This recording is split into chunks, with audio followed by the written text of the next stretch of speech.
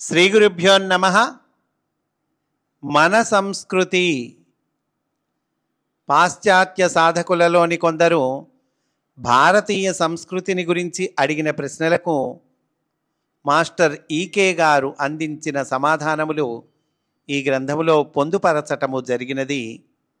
అటువంటి ఈ గ్రంథమును మనము అధ్యయనము చేస్తూ ఉన్నాము. అందులో భాగంగా ఈరోజు ప్రశ్న, కర్మయోగము అనగానేమి, ఆధునిక ప్రపంచములో దానిని ఏ విధముగా ఆచరించగలము? అందుకు మాస్టారు సమాధానము చెబుతూ ఉన్నారు. కర్మయోగము, భక్తియోగము, జ్ఞానయోగము అనే పదాలు ఒకే యోగము యొక్క వివిధములైన అంశముల గురించి తెలియచేయును. ఈ మూడు వేరువేరు కాదండి. ఏమిటి ఈ మూడు? ఒకే యోగము యొక్క వివిధములైన అంశములు వాటిని తెలియచేస్తాయి. యోగమనగా ఏకముఖత్వము. ఒక నగరములో చాలా కార్మిక సంఘాలున్నవి అన్నచో, అంటే మా ఊళ్ళో చాలా యూనియన్లు ఉన్నాయండి అంటాం కదండి. అప్పుడు ఏమైంది? ఆ కార్మికుల మధ్యన సంఘీభావము లేదని అర్థము.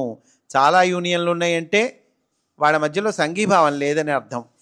అట్లే ఒకటి కన్నా ఎక్కువ యోగములున్నచో అది యోగము అనబడదు.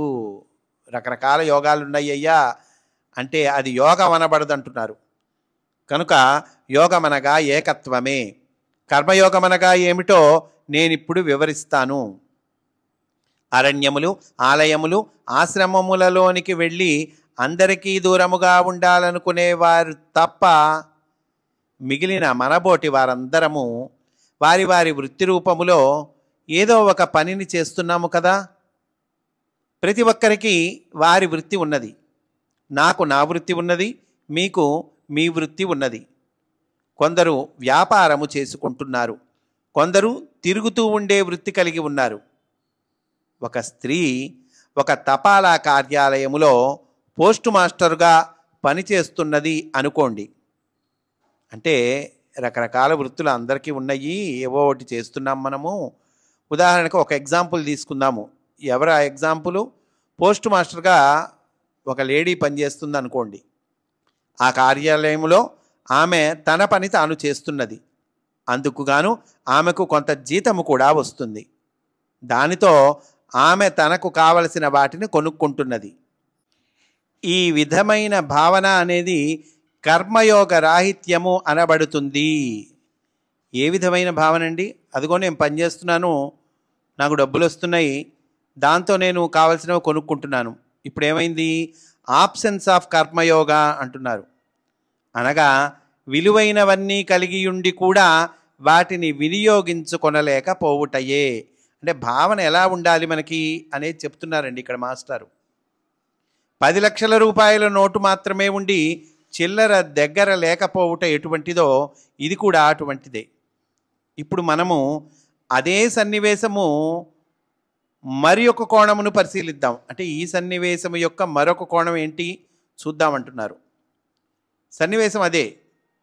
ఒక స్త్రీ తపాలా కార్యాలయంలో పనిచేస్తున్నదంటే ఆమె ఇతరులకు కావలసిన పని చేస్తున్నదా, లేక తనకు కావలసిన పనిని మాత్రమే చేసుకుంటున్నదా? ఆమె ఇతరులకు కావలసిన పనినే చేస్తున్నది. ఆమె ఏం చేస్తోందండి? ఇతరులకు కావాల్సిన ఆ పోస్ట్ ఆఫీస్కి అవసరాల కోసం వచ్చినటువంటి వాళ్ళకు ఉంటారు కదా, వాళ్ళకు కావాల్సిన పని చేస్తోందండి ఆవిడ. కానీ దీనిని ఆమె ఇంకా తెలుసుకొనలేదు. నేను ఇంకోళ్ళకి కావాల్సిన పని చేసి పెడుతున్నాను అనేటువంటిది ఆమె తెలుసుకోలేకపోతోంది. అంటే దీని ద్వారా డబ్బులు వస్తున్నాయి అనేది తెలుసు, కానీ ఇంకొకళ్ళకి కావాల్సిన పని చేసి పెడుతున్నాను అని తెలుసుకోలేకపోతోంది. వ్యాపారం చేసేవాడు ఇతరులకు ఆవశ్యకమైన వస్తువులను సరఫరా చేస్తున్నాడు, కానీ తనకు తాను సరఫరా చేసుకొనడము లేదు. నీవు దీనిని తెలిసికొనలేదు. ప్రతి వృత్తి చేసే వ్యక్తి కూడా తాను ఇంతకుముందు తెలుసుకొనలేకపోయిన దానిని తాను చేసే వృత్తి రూపమైన పని ద్వారా తెలుసుకొనవలసి ఉన్నది. దీనిని సరిగా అవగాహన చేసుకొనుటలో, అంతకంటే బాగుగా చేయుటలో కూడా కర్మయోగము మనకు సహాయకారిగా ఉంటుంది. నీవు ఇతరుల కొరకు పని చేయుచున్నప్పుడు నీవు బాగుగా చేయుచున్న కొలది నీకు వచ్చే జీతము రూపమైన ప్రతిఫలము పెరుగుతుంది. ఇతరుల కోసం పనిచేసినప్పుడు ఆ పనినే నువ్వు బాగా చేసినప్పుడు ఏదో జీతమో ప్రతిఫలమో వస్తుంది కదా, అది పెరుగుతుంది అంటున్నారండి. ఇది తెలుసుకున్నప్పుడు అది పెరుగుతుంది. నీవు జీతమును గురించి ఆలోచించిన కొలది నీవు చేసే పనిలో నైపుణ్యము తగ్గి నీవు ఎక్కువగా తప్పులు చేయడము మొదలు పెడతావు. పోస్ట్ ఆఫీస్కి వెళ్తున్నాం, పనిచేస్తున్నాం. ఆ పనిచేస్తున్నంతసేపు ఫస్ట్ తారీఖు జీతం గురించి ఆలోచిస్తున్నాం అనుకోండి. ఎందుకు చేస్తున్నామంటే అదిగో ఆ ఫస్ట్ తారీఖు జీతం కోసం. ఆ జీతం గురించి ఆలోచించిన కొలది పనిలో నైపుణ్యం తగ్గిపోతుంది, ఎక్కువగా తప్పులు చేయటం మొదలు పెడతావు. ప్రతిఫలముతో సంబంధము లేకుండా ఇతరులకు కావలసిన పనిని చేసి పెట్టుటయే కర్మయోగము. ఇది వెరీ వెరీ ఇంపార్టెంట్ పాయింట్ అండి. కర్మయోగం అంటే ఏంటో ఇక్కడ మనకి చాలా సులువుగా తేలిగ్గా ఇచ్చారు. ప్రతిఫలముతో సంబంధము లేకుండా తిరిగి మనకి ఏమొస్తుంది, దీనివల్ల ఎంత డబ్బులు వస్తున్నాయి, ఇది దీంతో సంబంధం లేకుండా ఇతరులకు కావలసిన పని కనుక నువ్వు చేసి పెడితే అదే కర్మయోగము అంటున్నారు. ఒక వ్యక్తికి ఏదైనా ఇబ్బంది కానీ ఆపద కానీ కలిగినప్పుడు మనము అతని వద్దకు పరిగెత్తి సహాయము చేస్తాము. ప్రతిఫలమును గురించిన ఆలోచనయే ఉండదు. ఈ ప్రసంగము చేస్తూ నేను పడిపోయాననుకోండి, మీరంతా నా వద్దకు పరిగెత్తుకొని వస్తారు. మీలో ఒకరు డాక్టర్కు ఫోన్ చేస్తారు, ఒకరు మందు తెస్తారు. అవసరమైతే మీలో కొందరు నన్ను ఆసుపత్రికి తీసుకొని వెళతారు. దానికి ఎంత ఖర్చయినదో దానికి మీరు బిల్లునిస్తారా? మిమ్ములను ఈ విధముగా సేవ చేయునట్లు చేసిందెవరు? ఈ సేవ చేయడానికి నా వద్దకు రమ్మని మిమ్ములను పిలిచినదెవరు? వానినే అందరిలో ఉన్న అంతర్యామి లేక పరమాత్మ అందురు. అదిగో పరిగెత్తుకుంటూ వచ్చి మీరు సహాయం చేశారే, మిమ్మల్ని ఎవరు పిలిచారయ్యా అంటే అందరిలో ఉన్న అంతర్యామి లేక పరమాత్మ అంటున్నారు.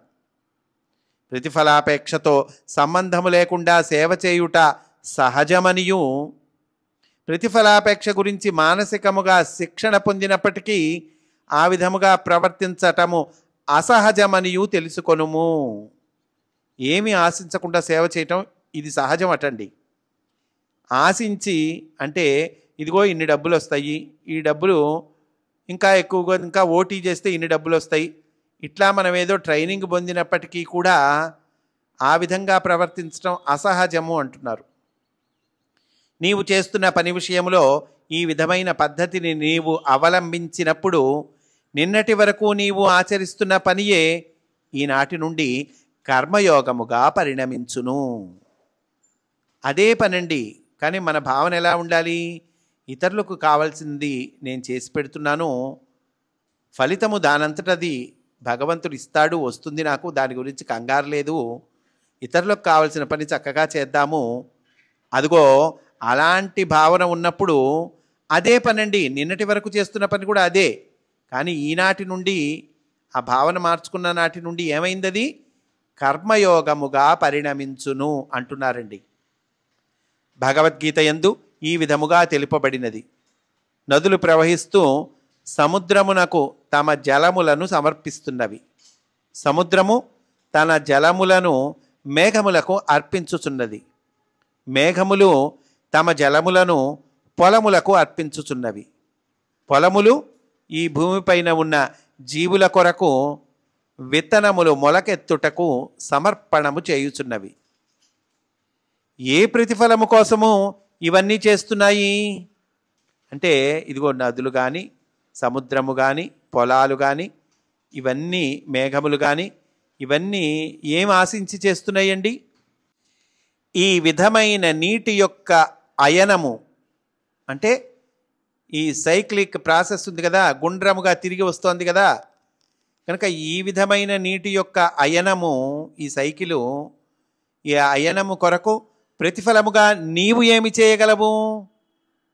సృష్టి యొక్క కార్యక్రమముతో నీవు చేతులు కలిపి సహకరించినప్పుడు నీవు చేయు పని సృజనాత్మక మగును. ఆ విధముగా నీవు కర్మయోగివి కావాలి. ఈ పద్ధతినే కర్మయోగము అంటారు. మనం చేయాల్సింది ఏంటో ఇచ్చారండి. ఏంటండి అది? సృష్టి యొక్క కార్యక్రమముతో నీవు చేతులు కలిపి సహకరించాలి అంటున్నారండి. కనుక మాస్టారు ఇలా ఎంతో గొప్ప ఆధ్యాత్మిక విజ్ఞాన సంపదను మనకి తేలిక చేసి అందిస్తున్నారండి. అందరము చక్కగా ఫాలో అవుదాము అని తెలియచేస్తూ స్వస్తి. వాసుదేవా.